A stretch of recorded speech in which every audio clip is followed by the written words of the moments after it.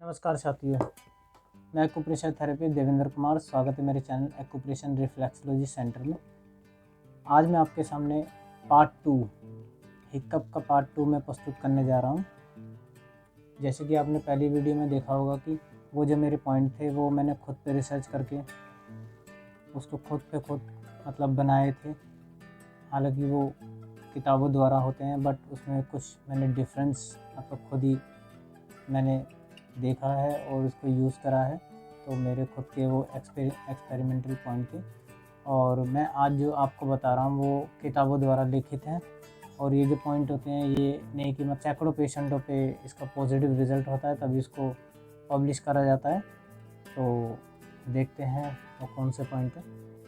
सबसे पहले हम लेंगे माइक्रोपोर्टोइप, आधे इंची, किसी भी केमिस्ट की दुकान पे इजीली अवेलेबल हो जाती है। और ये है बियोल मैग्नेट, ये मीडियम है और इसमें 10 होते हैं। और ये आपके पास नहीं है तो आप मंगवा भी सकते हैं मुझसे। ये जिम्मी है, इससे हम एनर्जी को जो है बैलेंस करते हैं और देखते हैं घटाना है या बढ़ाना है। तो इसको सेंटर में इस तरह से रखना होता है।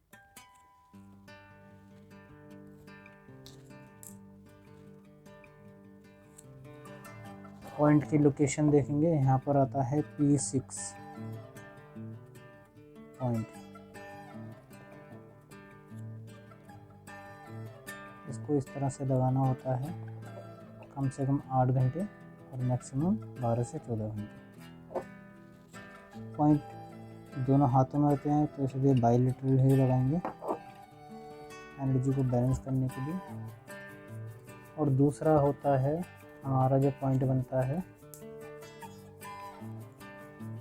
CV12।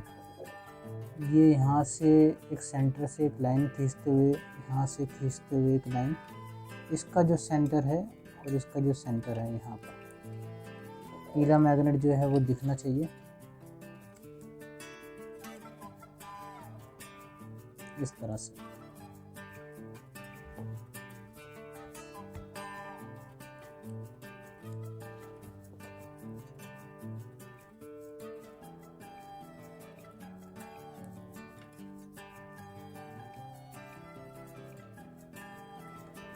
आप कुछ ही मिनटों के बाद जो है मतलब 10 से 15 मिनट के बाद आप देखेंगे कि आपको जो है काफ़ी रिलैक्स फील हो रहा है।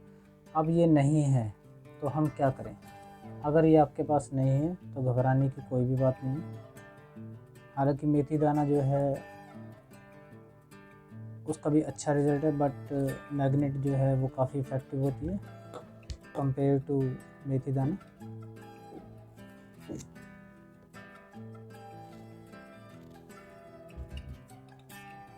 बट मैं ज़्यादातर जो है मेथी दाना पे कम काम करता हूँ, तो आप यहाँ पे मेथी का दाना भी लगा सकते हैं इस तरह से।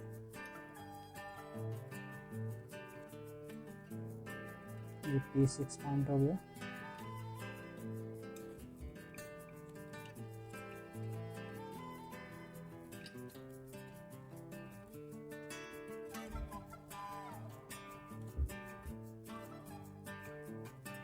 और ये हो गया आपका सेंटर में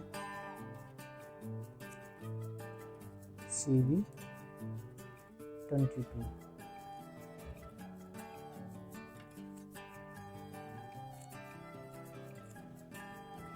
दोस्तों आप सोच रहे होंगे कि ये CV और ये है क्या, है ना?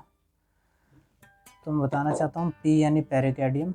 हमारी भाषा में पेरिकार्डियम का मतलब होता है यानी कि ब्रेन, और CV यानी कि कंसेप्शुअल वेसल। इस हिस्से को कंसेप्शन वेसल कहते हैं और पीछे वाले हिस्से को गवर्नर वेसल कहते हैं।